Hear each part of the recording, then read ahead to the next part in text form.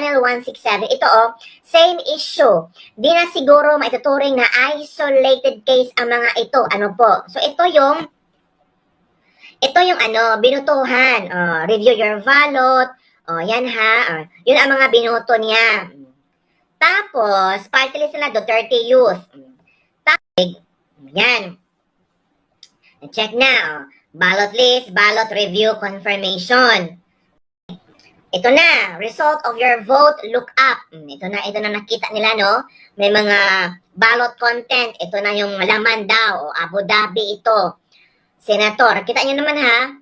Tapos, ang nagpagtataka is bakit may Manny Pacman? Manny Pacquiao Pacman. Nagtaka, Partido Federal Pilipinas. Valnueva Mar Manibela. Bakit may independent, na-shock ang mga tao kung bakit mayroong Pacman, Pacquiao. In fact, mga kabibig, hindi niya binoto si Manny Pacquiao. Diba? Wala diyang Manny Pacquiao, pero dito mga kabibig, may Manny Pacquiao na nakita sa result of your vote look up. Ito this is your ballot content. Diba? So, nagtaka ang mga tao, nagtaka ang OFW yung ito. Hindi lang itong isa ha, meron pa mga kabibig, meron. Tingnan natin ha. Ito Ito. Ito daw yung, ito yung may bibisita sa Philippine Embassy kasi nagugulungan sila, Martinez Eric, may mga pangalan. Hanap tayo ng iba. Ito rin, Ito rin sa kanya.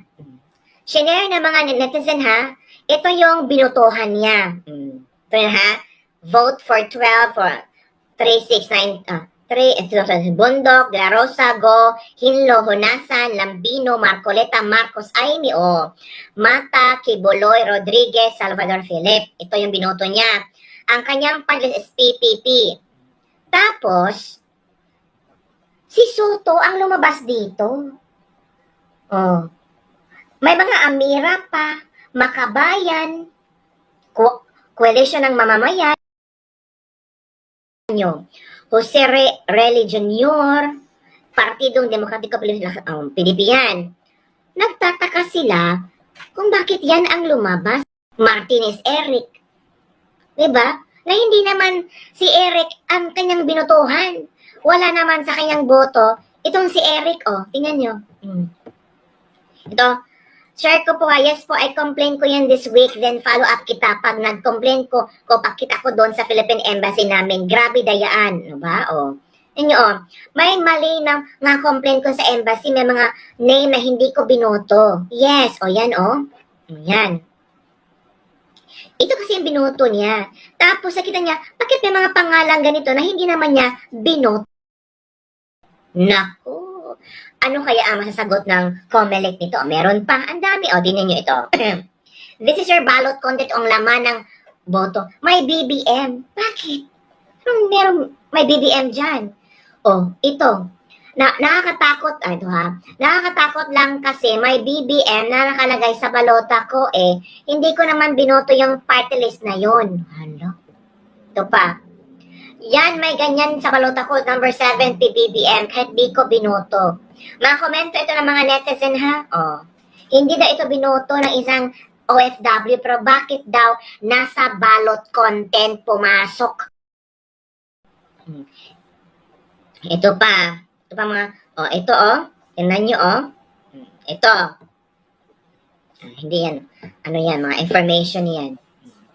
Ito, COMELEC, ito pa, COMELEC, Yan,